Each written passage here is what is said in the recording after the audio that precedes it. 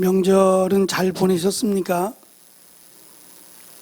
명절의 모습도 좀 많이 변한 것 같아요. 바뀐 것 같아요. 음식을 준비하는 일이나 전에는 이제 가족끼리 같이 모여서 시간도 좀 많이 보내고 또 하루 이틀 더 있다가 있고 했던 기억이 나는데 요즘은 시간이 변해서 그런 거겠죠. 뭐 자고 오지 않고 그냥 돌아오는 일도 있고, 음식만 해도 추석 음식이라고 따로 준비하지 않는 것 같아요. 준비하지 않고 그냥 아이들이 좋아하는 그러니까 모임이 더 중요하다라는 거죠. 먹는 것보다 모임이 더 중요하다라고 여기는 것 같아서 시대가 좀 변하는구나라는 생각도 가져보았습니다. 어쨌든 명절 잘 보내시고 이렇게 함께 예배 드릴 수 있어서 감사드립니다. 지난 시간에 우리가 글로바라고 하는 사람이요, 뭐 정확하게 누군지는 알 수 없습니다. 다만 요한복음의 기록에 참고해서 볼 때 혹시 이 마리아라고 하는 이름들이 연속해서 나올 때 그 마리아가 어머니 마리아, 또 이모 마리아, 또 글로바의 아내 마리아 이렇게 설명되어지는 것으로 볼 때 조심스럽게 학자들은 이모부가 아니겠느냐라고 추정하기도 합니다. 뭐 어쨌든 간에 지금 글로바와 일행이라고 소개되는 두 사람이에요. 이 두 사람이 엠마오 마을이라고 하는 그 마을로 가는 길에 예수님을 만나게 되고, 특별히 식사할 때에 만찬은 아닙니다. 성만찬이라고 부를 수는 없겠지만 빵을 함께 먹은 식사할 때에 예수님께서 자신이 누군지를 알려주셨다 그랬어요. 그래서 거기서 예수님인 줄을 알고 예수님은 사라지셨고, 그들이 식사를 하다 말고 아니면 식사를 마치고 다시 예루살렘으로 약 11km 된다고 했습니다. 예루살렘을 향해서 가고 있었다라는 내용까지 살펴보았습니다. 오늘은 지금 이들이 예수님을 만나고 이들이 예루살렘으로 다시 예루살렘에서 갔다가 엠마오 마을로 가는 동안에 만나고 길 중에 만나서 함께 식사도 하고 다시 예루살렘으로 가는 이 날이 예수님이 부활하신 날이에요. 하루에 일이 굉장히 많은 일들이 있었죠. 이들이 아마도 도착했을 때에는 10시가 훌쩍 넘었을 거예요. 저녁이기도 하고 어두워서 서둘러 뭐 간다고 해도 그렇게 빨리 갈 수 있는 곳은 아니었겠으니까 좀 천천히 간다고 해도, 급하게 마음먹어 갈 수 있어도 그렇게 마음먹은 대로 낮이 아니기 때문에 어두운 밤에 쉽지는 않았겠지만, 그래도 그들이 예루살렘에 도착했을 때의 시간은 이미 저녁 시간을 훌쩍 넘긴 시간이었을 거예요. 보통 그들은 아침에 일찍 시작하거든요. 6시쯤 하루를 시작하기 때문에 저녁이 되면 일찍 자요. 저녁 식사하고 늦어도 뭐 8시, 9시 정도 되면 잠을 자야 그 다음 날부터 일찍 움직일 수 있지 않겠어요? 그런데 이들이 도착했을 때의 시간은 9시를 훌쩍 넘긴 시간이었을 게 분명합니다. 1시간 안에 올 수 있는 거리는 아니었을 테니까 훌쩍 넘긴 시간이면 잠을 자고 있어야 될 시간이에요. 어두워 있을 시간이니까 모두 잠을 자고 있어야 되는데, 깜짝 놀란 것은 자기들 뿐만 아니라 어쩌면 적지 않은 사람들이 각자의 고향으로, 각자의 마을로 예수님 죽으셨다라는 것 때문에, 물론 마리아가, 막달라 마리아를 비롯한 예수님을 만났던 여인들이 예수님 부활했다라고 얘기를 했어요. 근데 그 소식을 두고 기뻐한 게 아니라 오히려 이상하게 여긴 거예요. 헛것을 본 거 아니냐라는 식의. 그래서 예수님께서 굳이 정말 예수님이 시장에서 배가 고파서 먹을 것 좀 내놓으라고 하셨겠냐 말이에요. 그게 아니라 저들이 영으로 생각했다 그랬어요. 그러니까 영혼만 나타났으니 우리가 이렇게 만질 수도 없거니와 영혼이라는 것은 사실 육신을 갖고 있지 않아서 그렇게 생각을 했어요. 그래서 예수님께서 저들에게 영이 아니라 나는 뼈와 살도 같이 갖고 있다라고 하시면서 만져보라고 하셨어요. 만져보라고 하시고 그들이 보는 앞에서 의도적으로 일부러 식사를 하셨다라고 설명을 합니다.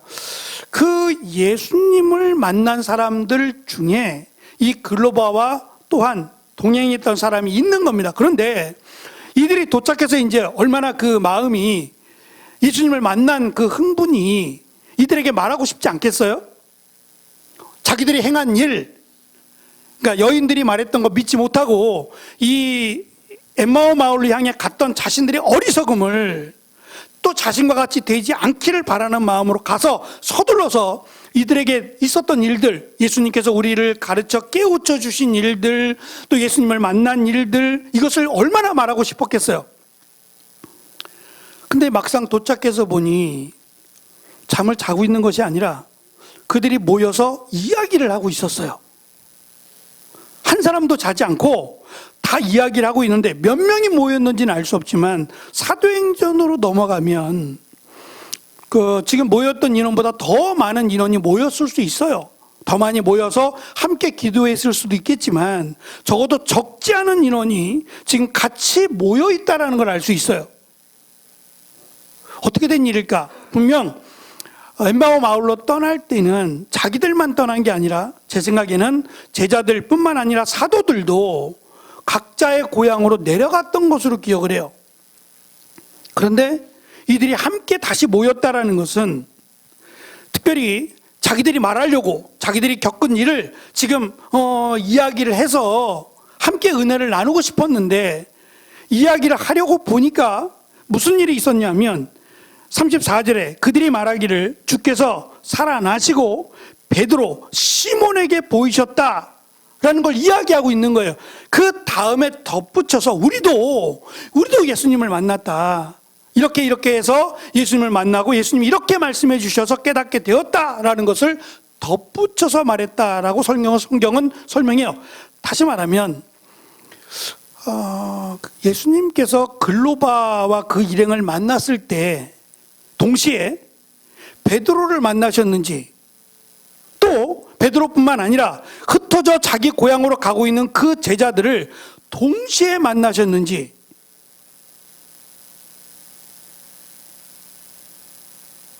어떻게 생각하세요? 시간은 제한적이에요. 우리가 겪는 시간들은 제한적이잖아요.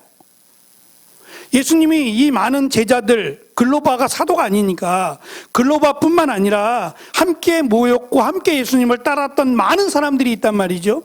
그 사람들을 다 만나셨다면, 그리고 특별히 우리가 읽은 누가복음에는 기록이 없어요. 어쩌나 요한복음에는 예수님께서 베드로를 만나시고 부활하신 후에 베드로를 만나시고 베드로와 함께 식사하시는 내용이 나오죠. 숯불에다가 빵과 생선을 가지고 오라고 해서 생선을 굽고 식사하시는 내용이 나온단 말이죠. 그러니까 글로 봐도 예수님과 식사할 때에 예수님께서 자기를 드러내 보이셨어요. 베드로도 예수님과 함께 식사하는 내용이 나온단 말이죠. 그렇다면 글로바와 베드로만 예수님과 식사했을까? 이들에게 있어서 식사라고 하는 것은 배고픔의 의미보다는 식사하는 공동체적인 어떠한 의미가 훨씬 강했단 말이죠. 그러니까 이 식탁 공동체가 예수님과 함께하는 사람, 예수님과 가까운 사람이라고 하는 의미가 있어서 그냥 같이 식사하는 것만 해도 위로가 된단 말이에요. 그런 의미에서 예수님께서 글로바와 함께한 그 사람과 식사만 한 것이 아니라 다른 사도들과도 식사했을 가능성이 높다는 거예요. 우리가 요한복음을 볼 때 베드로와 함께 식사하신 모습을 기록하고 있는 것 참고해 보면 다른 사람들도 다 만났을 것이고, 그들에게 부활하신 예수님께서 지금 글로바와 함께했던 사람에게뿐만 아니라 예수님께서 왜, 그리고 누구신지에 대해서, 예수님이 왜 부활했고 또 예수님이 너희들을 떠나야만 하는지, 그리고 다시 오실 것에 대해서 가르쳐 주셨을 거예요. 근데 시간이 제한적이란 말이에요. 그 제한적 시간에 우리는 사실 우리의 개념으로는 이해가 잘 안 돼요. 예수님은 한 분인데 그 한 분이 이 사람에게도 만나고 저 사람에게도 만나고, 그러면 안 되나요? 그럴 수는 없나요? 우리가 기도를 하잖아요. 하나님 앞에 오늘도 예배를 드리는데 우리의 예배를 하나님 받으셨으면 좋겠죠. 안 받으셔도 괜찮아요? 받으셨으면 좋겠잖아요. 여기까지 와서 하나님 앞에 예배를 드리는데 예, 그런데 주일날 예배만이 아니라 내가 하나님한테 기도하는 것 있잖아요. 평일날도 하나님 앞에 뭐 교회에서 나와서 기도하든 집에서 기도하든 어느 곳에 기도하든지 간에 우리가 하나님께 기도하잖아요. 예수님의 이름으로 하나님께 기도하는데, 그러면 내가 드리는 기도를 하나님이 받으시기 원하시잖아요. 그건 당연하죠. 그럼 나만 기도해요? 얼마나 많은 사람들이 기도할까요? 이 기도를 하나님이 읽어보시려면, 하나님이 들으시려면 어떻게 들으시죠? 이런 생각 안 해보셨어요? 하나님은 그냥 들으신다고만 생각하고, 하나님이 들으시려면 하나씩 들어야 되잖아요. 우리가 얘기하면 잠깐만 기다려봐, 이 얘기 마저 듣고 그렇게 하지, 이 사람 저 사람 저 사람 저 사람 다 얘기하면 우리는 못 알아듣잖아요. 그럼 이 많은 사람들이 예배를 드릴 때 하나님이 골라서 우리 잘하는 교회 먼저 예배 듣고 예배 먼저 받고 그 다음에 다른 교회 예배 받고 이렇게 하시는 거예요? 아니면 동시다발적으로 똑같이 11시 예배를, 거의 대부분 11시 예배를 드리니까 11시 예배를 다 하나님이 받으실 수 있는 전능하신 분이에요? 그러니까 하나님이죠. 마찬가지로 순차적으로 1번, 2번, 3번, 4번 번호를 매겨서 하나님이 기도를 들으시고 그렇게 하지 않으실 거란 말이에요. 우리의 상식적으로는 이해가 되지 않지만 하나님은 전능하신 분이라서 가능하시죠. 심지어는 우리의 머리카락 세보신 분 없죠? 대충 누가 세봤으니까 한 이 정도다. 머리카락이 풍성하신 분들은 이 정도 이렇게 대충 아는 거예요. 근데 그 머리카락까지도 하나님은 세심받으신다고 말씀하세요. 그걸 일일이 다 세어봐야 돼요? 그렇지 않아도, 세어보지 않아도 우리의 머리카락까지도 아시는 하나님이라고 설명하니까 하나님은 우리가 생각하는 그 이상의 전능하신 정말 하나님이시다. 그렇다면 부활하신 예수님도 충분히 동일한 시간에 다른 제자들, 사도들을 만나실 수 있어요. 어떤 마술이 아니라 그건 전능하신 하나님만 하실 수 있는 능력이라고 저는 생각하는데, 어쨌든 다 만나주셨다고 저는 생각을 해요. 글로바와 함께했던 사람만이 아니라, 베드로만이 아니라 다른 사도와 제자들도 만나주셨고 가르쳐주시고 그들과 식탁교제도 하셨을 것이다라는 거예요. 그리고 그들이 예수님을 만나고 나서 다시 이 자리에 모인 거예요. 다시 모여서 서로의 이야기를 하고 있는 거예요. 어디서 예수님을 만났고 어떨 때 예수님께서 무엇을 가르쳐 주었고 그 이야기를 지금 나누고 있는 거예요. 그러니까 10시가 훌쩍 넘은 시간에 자고 있는 것이 아니라 잠을 잘 수가 없어요. 너무너무 흥분돼서. 이러한 모습 가운데 예수님께서 친히 그들 가운데 나타나셨어요. 그들 가운데 나타나서 너에게 평강이 있을지어다 라고 말씀하셨어요. 조용히 하라는 얘기가 아니겠죠. 그만 얘기하고 내 얘기 좀 들어봐 라고 하는 의미에서가 아니라 앞으로 너희들이 겪게 될 이제 사도행전에서 일어날 일들이에요. 수많은 일들이 일어날 거예요. 특별히 예수님을 죽인 자들이 그 다음에 베드로를 죽이려 했죠. 몇 번에 걸쳐서 감옥에 가둬놓고 베드로를 죽이려 했잖아요. 베드로만 죽이려 그랬어요. 곧 나오는 야고보와 요한, 예수님께서 왕이 되시면 우리를 오른쪽에, 우리를 왼쪽에 놓아달라고 말했던 사람들이에요. 그 야고보가 목배임을 당해서 죽어요. 순교를 당한단 말이에요. 그럼 야고보만 죽었겠어요? 또 다른 제자들도 같이 죽었을 거예요. 그러니까 지금 예수님을 죽인 자들이 예수님만이 아니라 그 예수교, 그냥 예수 그리스도, 예수교를 믿는 사람, 예수님을 메시아로 믿는 사람들을 그냥 두려고 하지 않을 거예요. 그 대표적인 예가 사도 바울에 대한 이야기예요. 사울이라고 이름 불려지는 그가 참을 수가 없었어요. 예수님, 십자가 달려 죽은 예수를 메시아라고 부르며 따르고 있는 우리 같으면 이단이라고 생각한 거예요. 그 이단인 예수교를 따르는 사람들을 그냥 두어서는 안 된다. 이것이 하나님의 영광을 가리운다라고 생각하고 그들을 붙잡기 위해서 다메섹으로 올라갔던 거 아니겠어요?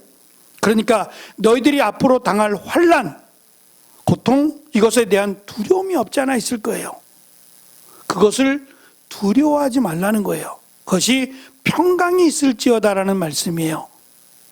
두려워하지 말라. 내가 너희와 항상 함께 있을 것이다 라는 말씀으로 그들을 위로하십니다. 48절에 보면 너희는 이 모든 일의 증인이라고 말씀하고 있어요. 이 증인이라고 하신 말씀은 가르쳐 주신 내용이에요. 글로바와 함께했던 사람, 누가복음에 기록된 함께했던 내용들, 가르쳐 주신 그 내용들, 바로 구약의 선지자들을 통해서, 모세를 통해서 가르쳐 준 모든 내용은 예수님에 대한 거다. 그리고 예수님은 다시 오신다. 심판의 주로 다시 오신다라는 것까지도 가르쳐 주신 거예요. 그 가르침을 받은 것들에 대한 증인이 너희들이 되어라는 거예요. 그것을 증거하러 가야 된다라는 말씀으로 설명을 합니다. 그래서 사실은 누가복음의 끝이 다음 주가 마지막인데 예수님께서 승천하시는 내용으로 끝이 납니다. 그런데 누가복음에서는 끝이에요. 누가복음에서는 끝이지만 승천하시는 내용이 바로 사도행전으로 이어져요. 그러니까 사실은 누가복음과 사도행전이 하나였다라는 걸 알 수 있고, 이 하나 된 것이 너무 기니까 승천해서 잘랐어요. 그것뿐이지 누가복음이 여기서 끝난다는 건 아니에요. 끝나는 게 아니에요. 사실은 제일 중요한 부분으로 넘어가는 거예요. 그래서 사도행전의 시작을 알린다. 다시 말하면 이제 성령께서 약속하신 것이라고 하는, 성령께서 너에게 임하실 거예요. 약속하신 때가 되었어요. 오순절이 되면 약속하신 성령이 50일이 지나고 약속한 성령이 너희들에게 임할 것이다. 그것을 기다리라는 거예요. 그 성령의 오심을 처음으로 오시는 거예요. 처음으로 성령이 임하실 것에 대한 목격자, 증인이 너희가 되라는 거예요. 그래서 우리가 성령을 받으려면 예루살렘으로 가야 되나? 이 성에서 기다리라 그랬으니까 예루살렘 성으로 가야만 성령을 받나? 그거 아니에요. 그건 아닙니다. 어디서든지 예수님을 믿으면, 예수님이 누구신지, 그리고 예수님이 왜 십자가에 달려 죽으셨고 예수님이 부활하셨으며 그 예수님이 메시아시고 예수님을 믿으면 구원을 받는다는 것을 믿는 자에게 성령이 임합니다. 굳이 예루살렘으로 안 가셔도 돼요. 예루살렘에 가야만 성령을 받을 수 있고 그런 거 아니거든요. 그러나 처음으로 성령이 임하시는 것에 대한 목격자 또는 증인이 돼야 되기 때문에 너희들은 이 성에 머무르고 성령이 너에게 임했다라고 너희들이 말할 수 있는 그 증인이 되기 위해서 이 성에 머무르고 그 약속하신 성령을 기다리라고 말씀하신 겁니다. 어쨌든 예수님께서 다시금 다 만나 주셨지만 만나주지 못한 사람이 있어서 또 나타나셨는지 모르겠어요. 요한복음에는 도마라고 하는 제자가 예수님을 의심했어요. 다른 사람들은 다 만났다 그러는데 나는 못 만났으니 확인이 필요하다. 너희들의 말만 듣고는 너희들이 짜고 얘기하는 건 줄 어떻게 알겠느냐. 나는 예수님의 십자가에 못 박힌 그 손, 그리고 그 옆구리 창이 박혀서 물과 피를 쏟으신 그 옆구리를 직접 만져봐야겠다. 만져봐야 믿겠다라는 제자도 있었으니까 예수님께서 그들 가운데 나타나셔서 정말 만져보라고 하셨어요.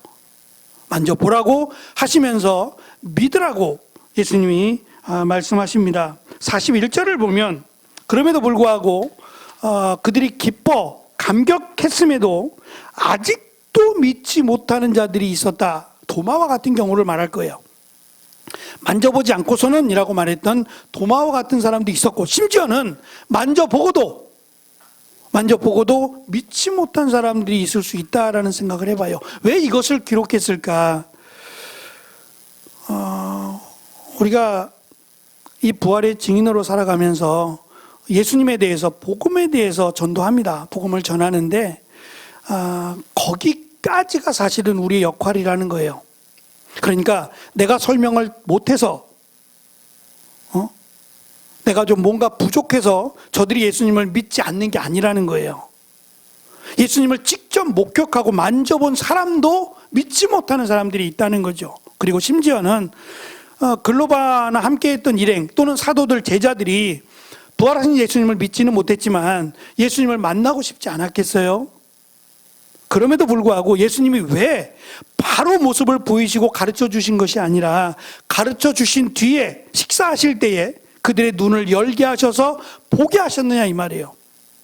그래서 누가복음은 예수님께서 보여주셔야, 예수님께서 제자들에게 보여주셔야 알 수 있다라고 하는 것을 깨닫게 하고, 그러니까 너희 책임이 아니라는 거예요.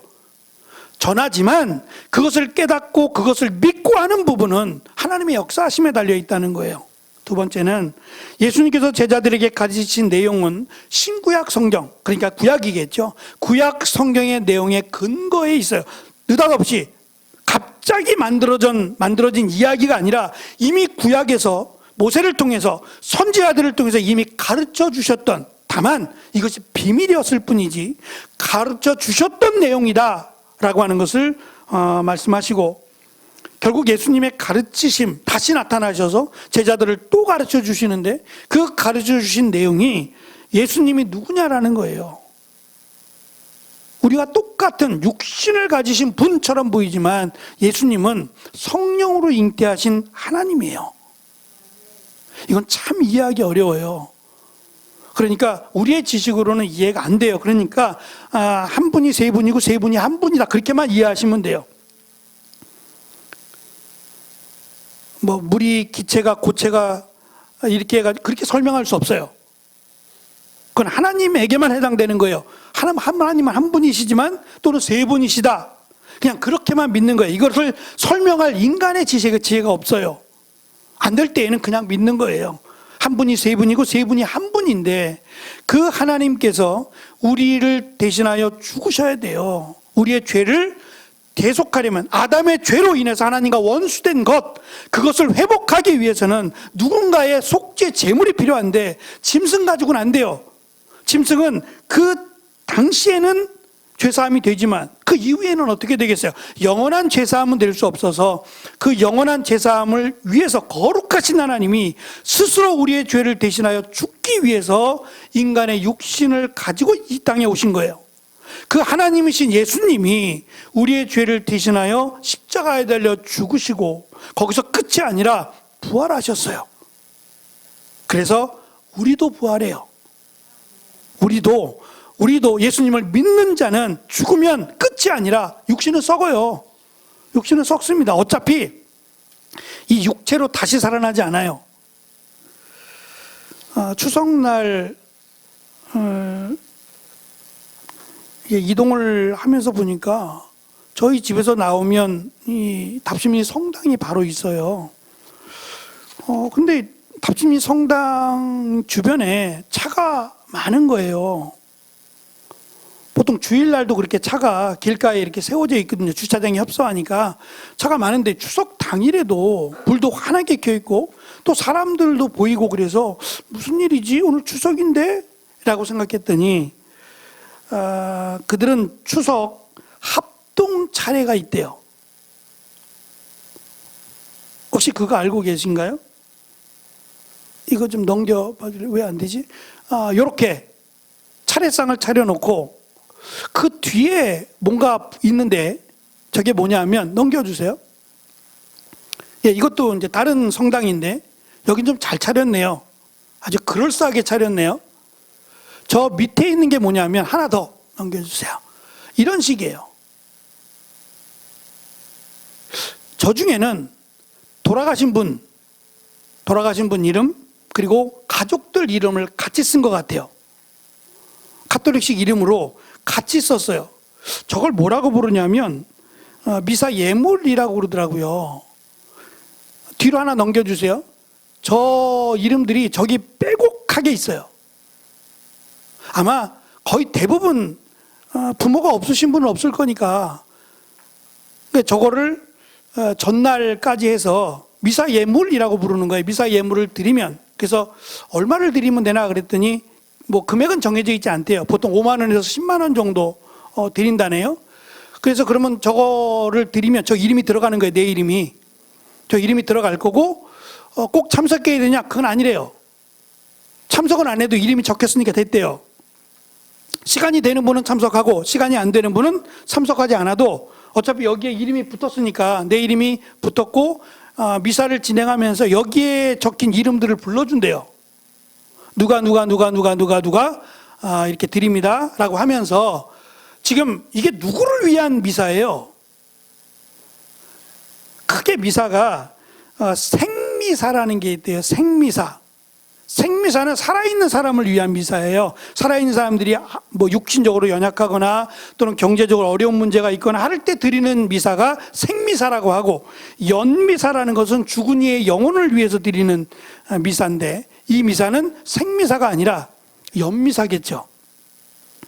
다시 말하면 죽은 자가 지금 어디 있다는 얘기예요. 지옥이나 천국 가 있는 게 아니라 연옥이라는 데가 있어요. 연옥. 이게 애중간한 데예요. 지금 연옥에서 멈추고 있다가 자녀들이 잘하면 점점 천국을 향해서 가는 거예요. 그러면 이 부모에 대한 마음이 더 강한 이들이 있죠. 그렇지 않겠어요? 자식들은 다 그래요. 부모님 돌아가시면 효도 못한 거 늘 마음에 있잖아요. 내가 조금 더 잘해드릴 걸, 그런 마음도 늘 있잖아요. 그것이 조금 강한 분들은 연옥에 있다고 하니까 내가 잘하면, 내가 힘쓰면 부모의 몫까지 더 열심을 내면 부모가 연옥에 있다가 점점점 하나님의 나라로 가까이 간다 이거예요. 그래서 이 미사를 드리기 위해서 사람들이 모여서 지금 함께 미사를 드리느라고 그 주변에 추석임에도 불구하고 성당에 가득 사람들이 모이는 거구나라는 생각을 해봤어요. 기독교에서 제사를 드리지 못하게 한 이유는 성경의 말씀에 의해서 우리의 영혼에 대해서 우리가 책임질 수 없어요. 안타깝게도 돌아가신 분을 위해서 해줄 수 있는 게 아무것도 없어요. 없어요, 정말. 죽으면 끝이에요. 그래서 살아있을 때 부모님이 천국 갈 수 있도록, 하나님의 나라에 갈 수 있도록 복음을 전해야 돼요. 그것이 가장 큰 효도예요. 그 이상 아무리 좋은 걸 해드린들 부모님이 지옥 갔다 생각해 보세요. 그것처럼 후회되는 게 어디 있겠어요. 그러니까 가장 중요한 것은 살아계실 때 그분의 믿음, 그분의 신앙으로 하나님의 나라에 들어갈 수 있도록, 예수 그리스도를 바로 고백할 수 있도록 우리가 복음을 전해야 될 거예요. 우리는 죽은 자의 영혼을 위해서 힘쓰고 애쓰는 자가 아니에요. 살아있는 사람을 위해서, 특별히 죽어가는 이들을 위해서 복음을 전해야 된다라고 하는 것을 기억해야 됩니다. 오늘 말씀해 보면 제자들이 사실은 부활하신 예수님을 만나고도 믿음이 없어요. 너무 답답하죠. 예수님과 함께 있을 때에도 어찌하여 깨닫지 못하느냐고 그렇게 제자들에게 참 책망하셨잖아요. 이렇게 믿음이 없을까 싶을 정도로. 그런데 부활하신 예수님을 만나고 심지어는 못자국을 만져보고도 믿지 못한다면 참 이걸 어떻게 설명해야 될까. 그런데 흥미롭게도 예수님은 그 믿음 없는 제자들이나 사도들을 향해서 꾸짖지 않으세요. 오늘 말씀해 보면 꾸짖지 않고 오히려 여기에 무슨 먹을 것이 있느냐라고 물으시고 그들 앞에서 식사하시는 모습을 보여줘요. 그 이후에는 이제는 더 이상 어쩔 수 없어요. 그렇게도 믿지 못하면, 다시 말하면 우리가 무엇을 보여준들 예수님이 직접 보여주고 만지게 하셨음에도 믿지 못했다면 우리 한계를 좀 인정해야 된다는 생각이 들어요. 다만 믿음이 생길 수 있도록, 믿을 수 있도록 기도하는 일은 우리가 해야 되겠죠. 그건 우리가 해야 될 일이라고 생각하지만, 내가 부족해서, 내가 능력이 없어서 저 사람이 구원을 못 받았다라고 생각하면 안 될 거예요. 복음을 전했음에도 불구하고 그들이 예수님을 믿지 않았다라는 것에 대해서 너무 죄책감을 갖거나 나의 한계를 느끼지 않았으면 좋겠어요. 그 영역을 분명하게 구별 짓는 것 같고, 어쨌든 누가복음에서 예수님, 부활하신 예수님, 그 예수님께서 제자들을 다 만나 주셨다. 저는 그렇게 믿습니다.